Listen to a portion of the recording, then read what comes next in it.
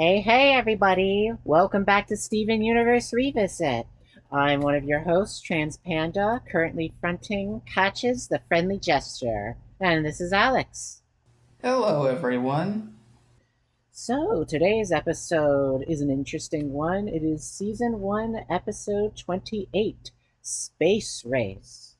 Uh, Clearly in reference to the IRL space race between the United States and the Soviet Union. Yes, but also before we get into the synopsis of this episode, Alex, is it fair to say that I kind of you mentioned this near the end of it that this feels like the a very season 2 episode of Steven Universe? Does that make? And I kind of wanted to agree with you that this kind of feels like similar with how the episode of Steven the Sword Fighter felt like it was Steven Universe getting into the swing of things. Already, we feel like this one feels sort of. I want to call it the golden age of Steven Universe, but it feels like the age of Steven Universe I recall the most about. Yeah. Take a drink of water. But let us get on to the synopsis of Space Race then, if unless you had anything to add, Alex. So, in. Actually, we'll get to there when we get to there. Let's wait. All right, then synopsisizing is what I do. So, the synopsis of Space Race. You know, any race to space, I think all races are space races when you really think about it, no matter how fast you go. But the episode starts on a like. There's a lot of locations actually introduced in this episode that matter. The first one is a galaxy warp station. The crystal gems are checking if any of them are defective or not, and the reason for why that is because these used to be able to transport you across the whole galaxy instead of just across the planet Earth. This is also where the name for the original gem homeworld is dropped of the homeworld. So it's pretty straightforward, but this is mostly coming from Pearl, who laments about the fact that she's going to be on Earth essentially for the rest of time because of that. Um, but yes, Steven like tries to cheer up, like going with me, and Pearl sort of uh, brushes his hair a little and kind of replies to him a little, almost like she's not fully paying attention to him as she says it, uh, which is a first little showcase of something. But we end the scene there and cut to later with Steven and Greg watching the new hit cartoon, broad the broadcast, which is it was Crying Breakfast Friends. Yes, I believe it was. Yes, Crying Breakfast. Oh no, I was wrong. It was Crying Breakfast Friends! Exclamation point. Hmm. There was this show is literally just a bunch of breakfast items with eyes sobbing and like crying and falling over each other, and I'm pretty sure this is a like an intentional riff on Steven Universe itself. I don't need to go further on that. There is just going to be crying in the show, and uh, Greg has this funny line where he's trying to watch it with Steven, and he goes, "Man, I must be getting old. I used to like cartoons." Uh, but Steven then talks about how Pearl is missing all of space, and Greg suggests they maybe try to make their. Was it Greg who suggested making a spacecraft, or was it Steven? yeah, it was Greg. Who was Greg? Okay. Yes, but he shows this by going to our next new environment, which would be the barn. The barn is Greg's aunts and uncles who were big fans of aviation and basically hoarded everything they ever owned, which Greg comments on that he does as well. And he wonders if there's a problem with the family. But before we can get to that, and if Stephen displays any of those traits, we quickly go into a montage where Stephen and Greg try to figure out how to make a rocket to space. I mean, it's not like it's rocket science or anything like that. And basically, when they try to show Pearl, it's clear that they've just made a basic roller derby cart with a theme that they're trying to run off of a ramp really hard. Uh, and that obviously is going to go really wrong. But before Steven takes off in it, uh, Greg gives him a good piece of fatherly advice that there's no shame in like decide knowing when to bail. And then you said, Alex, that you thought this might be a Speed Racer reference when. Yeah, the way Steven speaks when he's speaking to Greg in this moment, it sounds like a reference to the English dub of Speed Racer. Because originally, when anime was dubbed, uh, the companies that were contracted to voice over didn't really know how to enunciate the voices because Japanese as a language is very different compared to English. Japanese voice acting is also very, very different.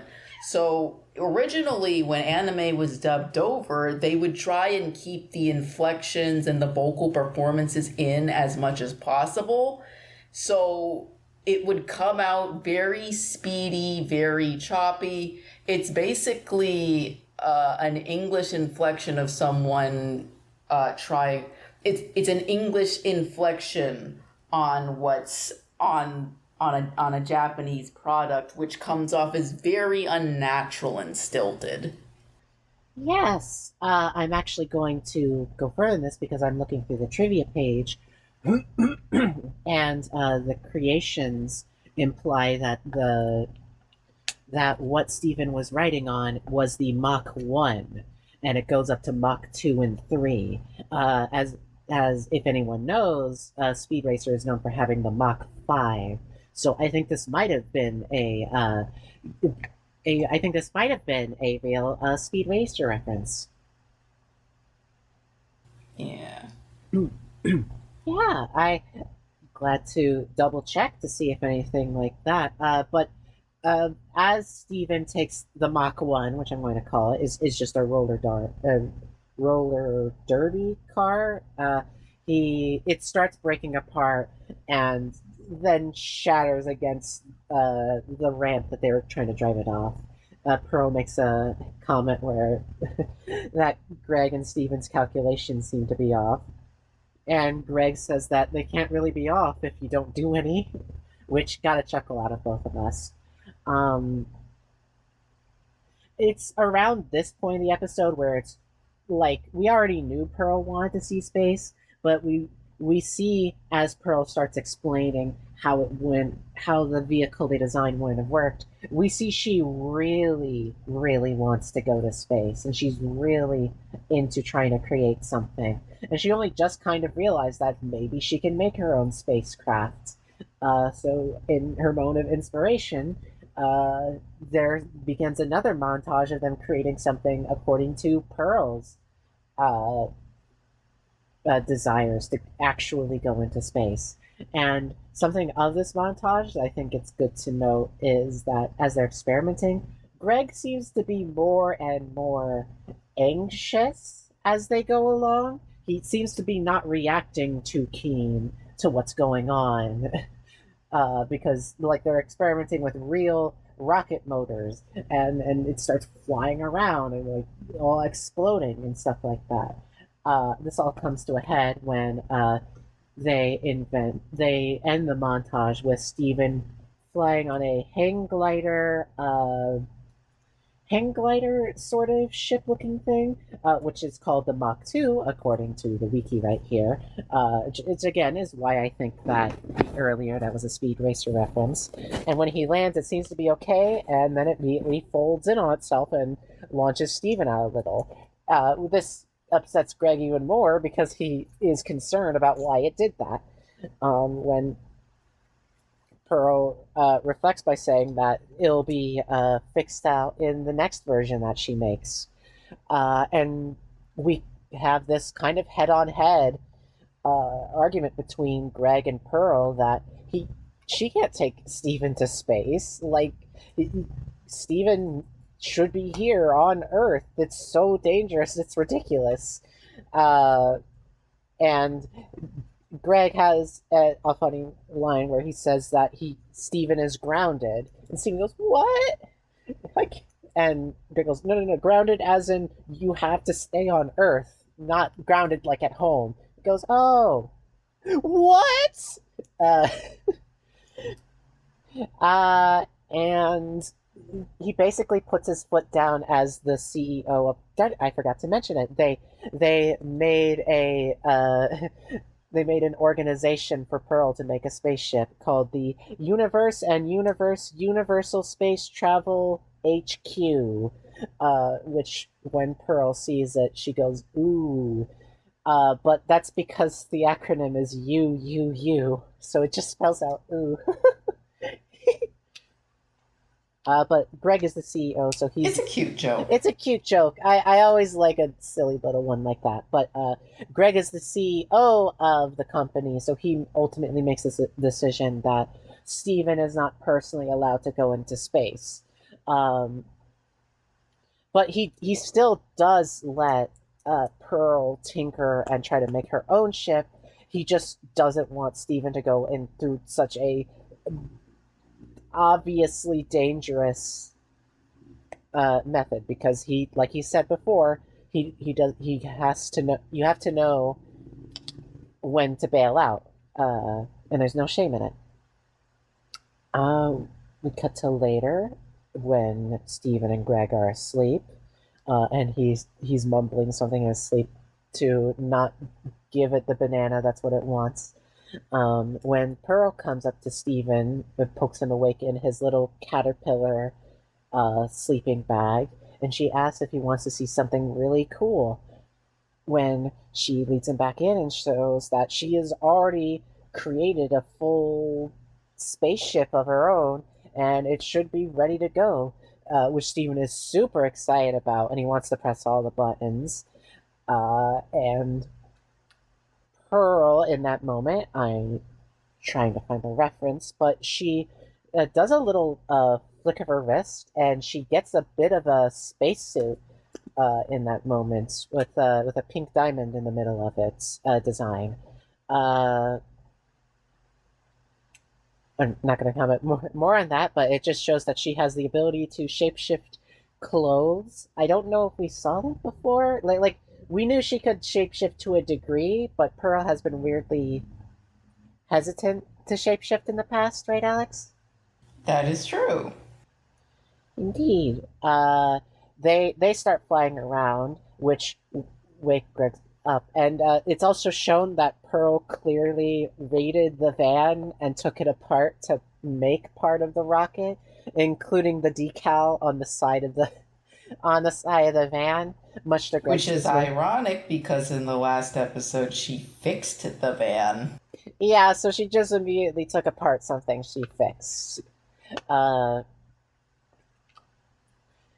and they're apparently do like Steven is having fun. They're flying through the sky. Greg, like in a panic, asks where they're going. Steven, under the assumption that they're going back down, says that they'll be fine. And Pearl then says that she's just planning to show Steven one of the recent star systems, and that she'll be back in about 50 years. And Greg immediately shouts that like he'll be dead by the time that happens. And Pearl, I don't like this is obviously this is could just be Pearl or it could be showing the otherworldly nature of the gems. But Pearl sort of goes into her own like mind world for a second because Steven is clearly protesting and like in distress at the idea that like Pearl is going to take him away for 50 years. But she's just kind of excited to see space and like everything else is not entering her vision. She's like in comparison, in saying that how I said all races are space races to me, Pearl is the horse with the like the side blinder things. What do you call those, Alex? Do you know what they're called? The what are they called? Well, you know, in like horse races where horses have those little blinders so they can't see to the sides of them. Uh, Yeah, that's what they're called, blinders. oh, just blinders. Okay. Uh, Yeah. but basically, Pearl has these like metaphorical horse blinders on, and she's not seeing anything out of her immediate vision because she is so focused on getting to space. Tunnel vision. Tunnel You can vision. also Yes, call it tunnel vision. that's a good point. That's a good way to do it. Um, so Pearl is basically kidnapping Steven right now, and not giving Steven nor Greg nor like Amethyst or Garnet any say in it. And she is so excited that she's just going through with it. At this point, I would like to mention that in the wiki page that because of her taking apart multiple things, I believe she took some of Greg's musical instruments because one of the like keyboard consoles is like an actual musical note keyboard. And why I'm bringing that up is not just because she also took apart his instruments, but it says here that the music is a direct reference to the announcement musical cue heard in line for Disneyland's Star Tours ride. So that is an interesting and specific reference, which is also in the tone of the episode, which I kind of like knowing that. But as they go further into the stratosphere, leaving the atmosphere, the ship starts like completely breaking apart, and Pearl keeps saying that it's fine, they'll make it. Um, and Steven, in like the more of the episode, just like goes like, no, sometimes you need to know when to bail. Like, finally getting through to Pearl when he breaks the cockpit hatch, yes, the hatch off, uh finally snapping Pearl out of it, and they eject out right before the ship explodes into a million pieces, and they parachute back to safety. And Greg curls up into a ball because he feels that Steven's gonna kill him one day with all this nonsense. uh, and we call back to the beginning of the episode where Pearl says that maybe it's best that she stays on Earth, and Steven says, with me. And Pearl responds, feeling a bit more in there this time with, yeah, with you. And that's the end of the episode. Mm-hmm. Would you like to talk about this episode for a bit, Alex? My throat's a little dry. Okay. So in this episode, we have the first mention of the gem world name, which is Home World. Despite the crystal gem's checkered history with it, which Lapis Lazuli hasn't mentioned, it does seem that Pearl misses the place because she appears rather remorseful / regretful when it's brought up. Homeworld mentioned. Woo! Homeworld was mentioned. Okay, what else? First appearance of the barn. Any Steven Universe fan who has watched into it a certain amount will know exactly what this barn is and why I mentioned it. We'll get there when we get there. Pearl misses Homeworld. Well, I already went into it a little bit, but it does appear that Pearl doesn't like Earth as much as Amethyst and Garnet does. it's clear that she's hiding a lot. She does appear to be dealing with some rather complicated emotions surrounding where she came from and what she's doing on Earth. Mm-hmm. And my last note is that she kidnaps Steven, which is her first incredibly questionable action in this series. Oh yeah, it's this is the first time.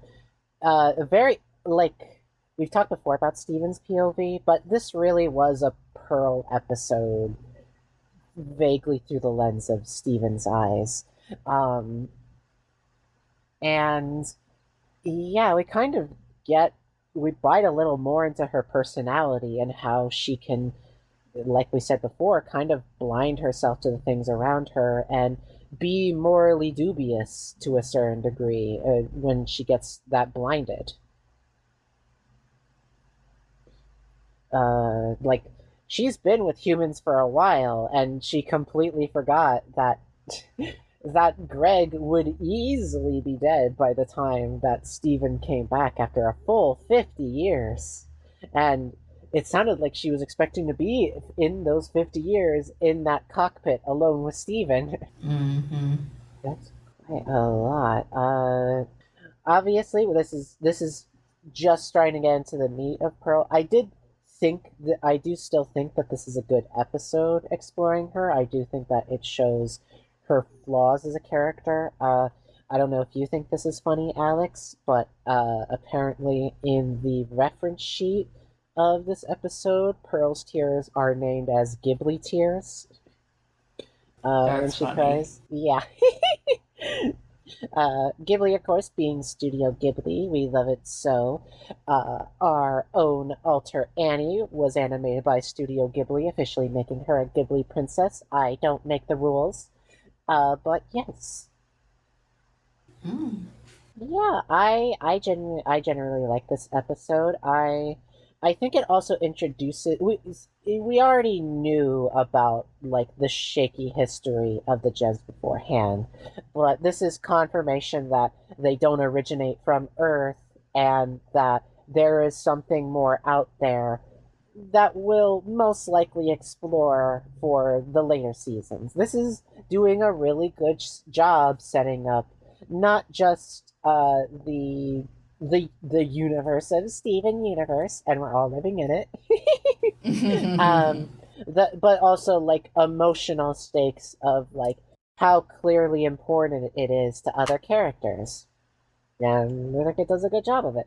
Yeah. Anything else that we have in mind? I'm going through my notes right now. Yeah, I think I said everything I wanted to talk about. Yep. Uh, if that's the case, are you good with ending this episode here? Oh, yeah, I'm cool. I hope you're pretty cool, because space is a lot colder. That is true. It's also a vacuum. A vacuum. That was a reference to Dragon Ball Z Abridged. Oh, well, it's weird that we did actually watch Dragon Ball Z Abridged, but didn't remember. So you remember something every day, folks. Yeah, it's the Goku and Frieza fight where Frieza's all like, I'm gonna blow up the planet. And then Goku's all like, but space is a vacuum. Yay! So tune in next episode where Goku and Frieza fight over the fate of the planet in Steven Universe.